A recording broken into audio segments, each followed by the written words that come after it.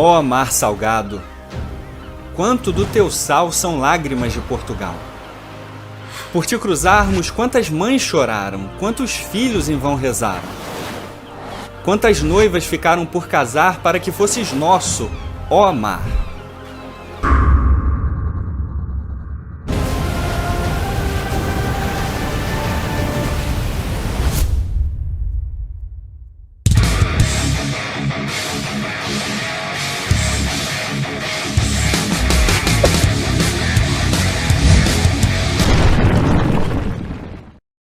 Chutar os mouros de Portugal. Concluído. Arrebentar os castelhanos. Concluído. Ser a primeira nação da Europa. Concluído. É muita moral, mano. Só que ainda tinha um monte de espanhol aqui e um monte de mouro aqui e aqui.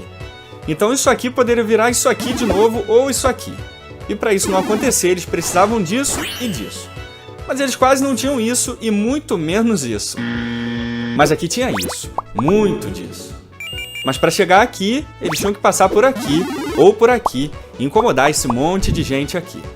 E agora? Pergunta Dom João I. O seu próprio filho daria uma resposta inacreditável que mudaria a história de Portugal e do planeta. Ele, o professor Xavier Lusitano, o Aquaman português, Infante Dom Henrique. O plano dele chocaria o mundo, navegar os oceanos. Ignorando todos os riscos e temores da época, ele colocaria Portugal como líder de uma nova era global. E em Sagres, no sul de Portugal, ele criaria uma escola de navegação lendária para preparar os navegadores mutantes para enfrentar as forças do mal.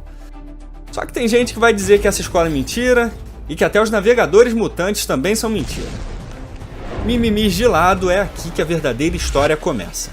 Lisboa. Em julho de 1415, 240 navios e 50 mil homens partem para o seu teste inicial. Aqui, a rica e poderosa cidade muçulmana de Ceuta, no norte de Marrocos. Com forte espírito de cruzada, os portugueses conquistam a cidade e sobre suas cinzas nasceria o grande Império Português em agosto de 1415. Agora, Portugal teria os recursos para financiar seu maior e mais ambicioso projeto. A Grande Era dos Descobrimentos. Portugal, e especialmente Lisboa, seria um ímã do que havia de melhor nas artes, cultura, ciência e tecnologia naval durante todo o século XV e XVI.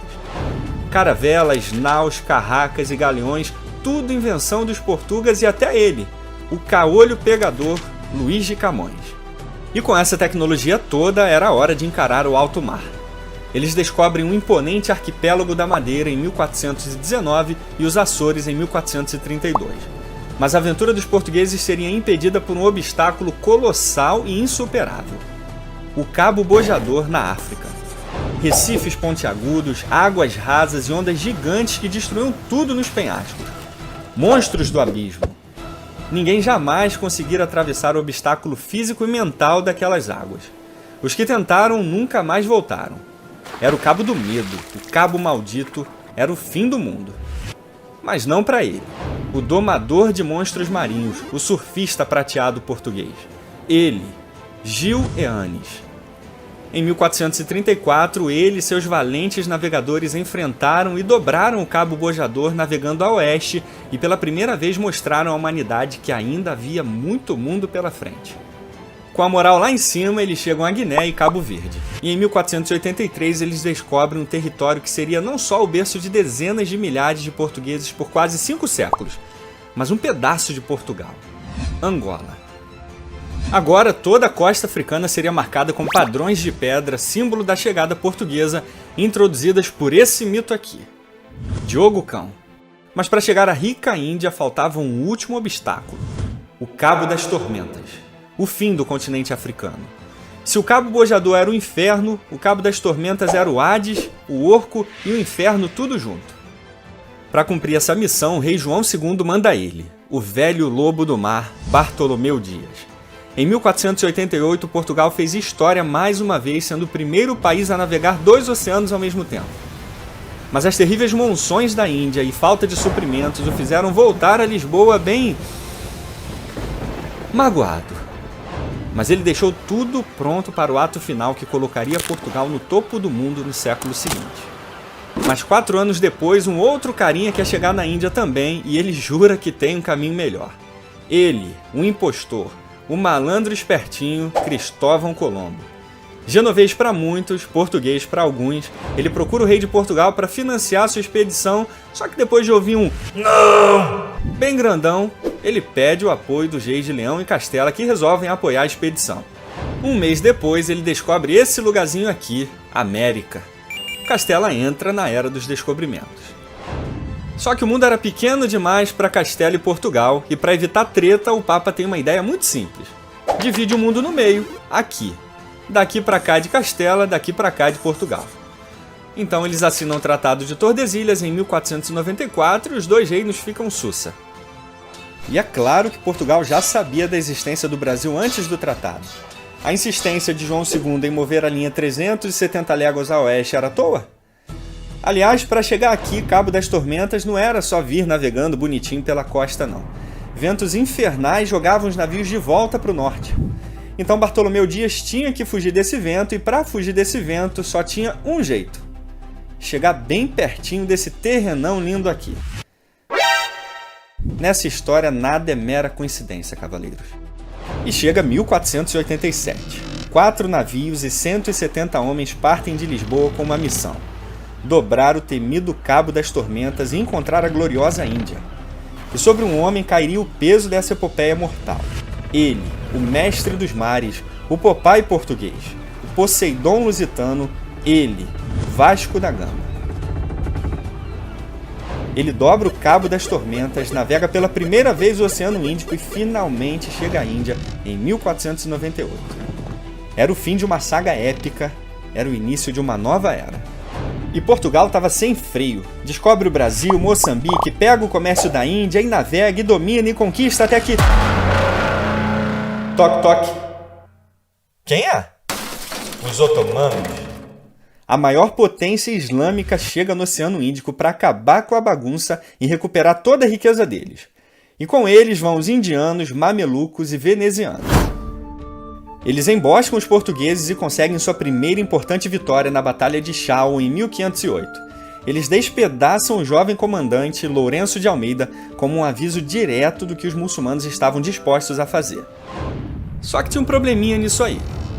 O jovem morto era filho do vice-rei de Portugal, Francisco de Almeida.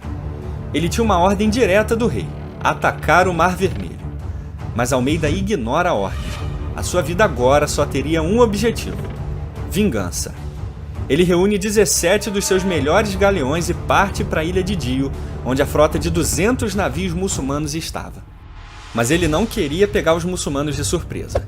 Ele manda uma carta com um aviso claro das suas intenções: eu estou chegando para destruir vocês. Em 1509, Francisco de Almeida chega a Dio e com apenas 17 navios destrói 200 e mata mais de 5.000 muçulmanos e espalha seus membros pelos portões da cidade. Foi uma carnificina brutal e macabra que nunca mais seria esquecida. Até onde iria um pai a vingar seu filho? Os muçulmanos estavam prestes a dominar o mundo no século XVI, mas essa perspectiva afundou completamente no Mar de Dio. A Batalha de Dio quebrou o mundo muçulmano no meio, sendo considerada uma das batalhas mais importantes a mudar o curso da história. Agora, Portugal era o mestre definitivo dos oceanos, graças a Francisco de Almeida. Mas agora era guerra declarada: portugueses versus otomanos. Mas Portugal tinha a mais poderosa marinha da época e também tinha ele, o casca-grossa, o leão do mar, o terror do Índico, Afonso de Albuquerque. Com a sua liderança, os portugueses desenvolvem insuperáveis fortalezas oceânicas e com as melhores armas, canhões e navios da época são capazes de vencer batalhas inacreditáveis. Olhem só isso aqui, cavaleiros. Batalha de Coxim, 1504. 130 portugueses contra 80.000 indianos. O primeiro cerco de Dio, 1538. 600 portugueses contra 20.000 turcos e indianos. O cerco de Mazagão, 1562. 2.600 portugueses contra 100.000 marroquinos. O cerco de Chao, 1571. 1.200 portugueses contra 150.000 muçulmanos. Os caras eram muito machos, meu. E na campanha de Hormuz de 1554, os portugueses dizimam uma armada de 100 navios otomanos, obrigando o famoso almirante turco Piri Reis a fugir do campo de batalha e ser decapitado pelo sultão do Egito como um covarde. Os portugueses expulsam os otomanos do Oceano Índico e vencem a Guerra Luso-Otomana. Os portugueses partem para a China em 1513, ganham Macau de presente, descobrem a Austrália em 1522, fazem um mapa com a Austrália. Um português dá a volta ao mundo pela primeira vez, ele, Fernão de Magalhães, em nome da Espanha, traidor. Chegam no Japão em 1543, trazem armas de fogo, as primeiras armas de fogo, ensinam os japoneses a atirar e a rezar. O mundo não queria os portugueses, mas os portugueses queriam o mundo e em 1578... Toque, toque. Quem é? Dom Sebastião. Mas, senhor!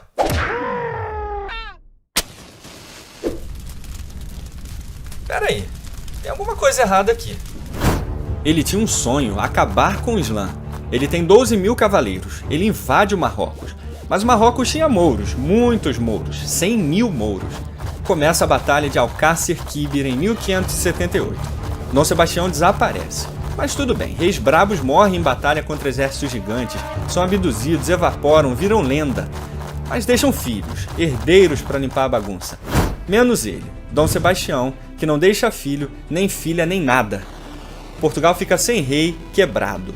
Mas tinha ele, Filipe II, metade português, rei da Espanha, que pode ser rei de Portugal e que vira rei de Portugal, que cria a União Ibérica, que ferra Portugal. A Espanha era Espanha, apanhava de todo lado e deles, ingleses e holandeses. Agora as tretas da Espanha eram tretas de Portugal. Os holandeses querem o Oceano Índico, eles invadem o Oceano Índico, detonam Portugal, que perde o Índico.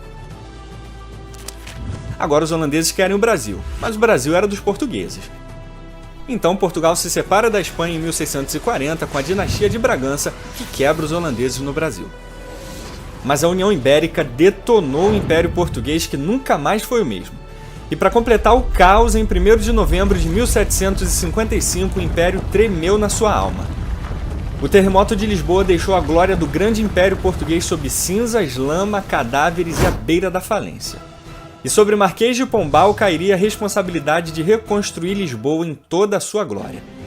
E foi sob a liderança dele que Portugal se tornou o primeiro país da Europa a abolir a escravidão em seu território.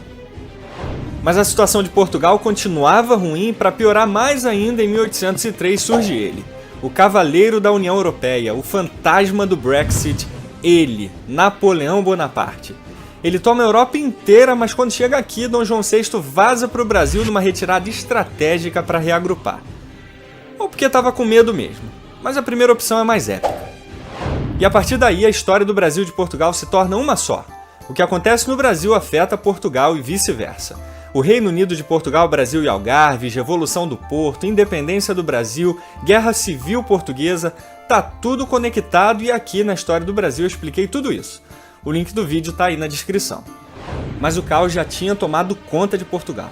Algumas décadas depois, o rei Dom Carlos de Bragança e seu herdeiro, Luís Filipe, são assassinados por republicanos em plena Praça do Comércio em Lisboa. Manuel II, seu filho e último rei de Portugal, seria expulso do país em 1910, terminando assim com a monarquia que durara quase 8 séculos. Com esse golpe, a monarquia cai e é substituída pela República Portuguesa em 1910, que apenas 23 anos depois do seu surgimento implantaria a ditadura do Estado Novo em Portugal. E sob a República, Portugal lutaria e venceria a Primeira Guerra Mundial junto aos aliados. Mas os portugueses ainda teriam mais uma guerra, uma das mais importantes e mortais da sua história. A Guerra Colonial Portuguesa, oficialmente chamada de a Guerra do Ultramar. Angola, Guiné-Bissau, Moçambique, Estado da Índia querem independência e a força. Em Angola, partidos separatistas como o MPLA e UNITA iniciam uma matança de civis portugueses e angolanos. Mas ele não cede à pressão. Um dos homens mais influentes e inteligentes que o país já produziu, mas ao mesmo tempo polêmico e controverso. O arquiteto do Estado Novo, Antônio de Oliveira Salazar. Usando o braço forte da lei, ele dá uma resposta enérgica à chacina em Angola. Para Angola, rapidamente e em força. E para incentivar a população a lutar pelo território que sempre consideraram seu, eles criam o famoso grito Angola é nossa. Foram 14 anos de batalhas sangrentas que mataram milhares de pessoas e levou Portugal à beira da falência. Anos de conflito e uma queda grave abalaram a saúde de Salazar, enfraquecendo o Estado Novo. Aproveitando o momento, uma nova revolução surge em Portugal que colocaria fim à ditadura. A Revolução de 25 de abril de 1974. Esse novo regime republicano põe fim à Guerra do Ultramar, permitindo a independência dos demais territórios portugueses a partir de 1975. Os portugueses saem de Angola, mas imediatamente o país entra em uma guerra civil ainda mais sangrenta, que só terminaria em 2002, 27 anos depois da sua independência, com a vitória do partido MPLA sobre o UNITA. Mas o fim do Império Português só se daria décadas depois, com um acordo diplomático entre China e Portugal, resultando na entrega de Macau em 1999 aos chineses. O primeiro e último Império Europeu moderno chegara ao fim. Uma história milenar de coragem, determinação e teimosia os fizeram derrotar gigantes. Um povo pobre, pequeno, isolado do mundo encontrou no mar sua esperança, sua vida, sua riqueza e seu lugar eterno na história como os grandes descobridores do mundo. Mas isso só foi possível com sacrifícios, com vidas perdidas. E quantas vidas foram perdidas por esse sonho? Mas a pergunta é: valeu a pena? Tudo vale a pena quando a alma não é pequena.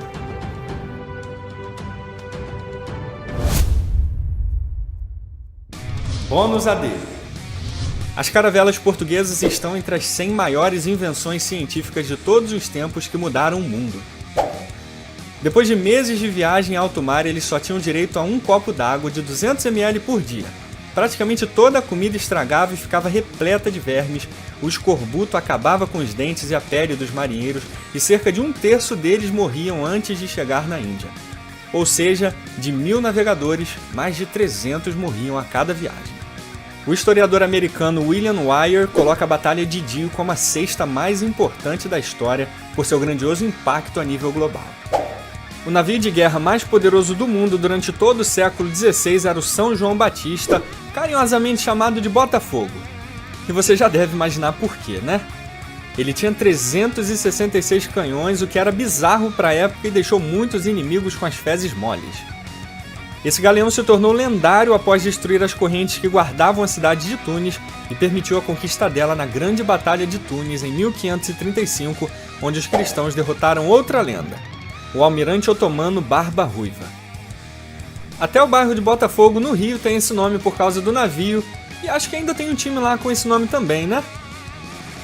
Aliás, com todo esse poder de fogo, os portugueses criaram e inovaram a tecnologia das guerras navais modernas, adaptando canhões de bronze com seus navios, o que foi um choque para a época, principalmente porque as batalhas navais eram basicamente com abalroamento de navios e lutas corporais neles.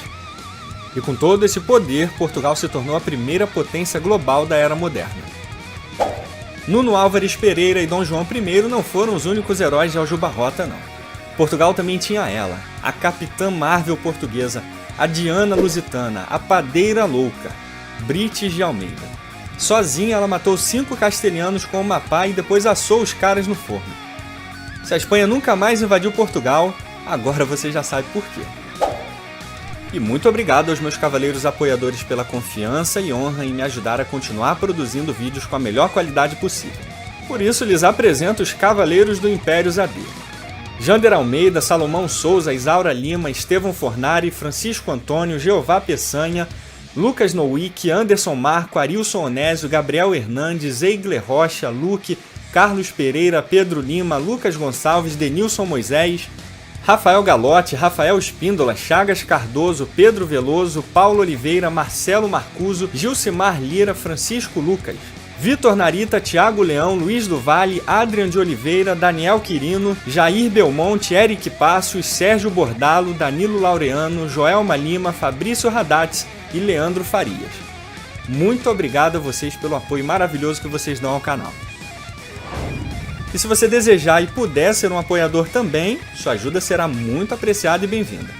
É só clicar no Apoia-se aí na tela ou na descrição, escolher seu ranking de cavaleiro e receber recompensas exclusivas. Sem mais, vejo vocês na nossa próxima saga e, por hora, adeus!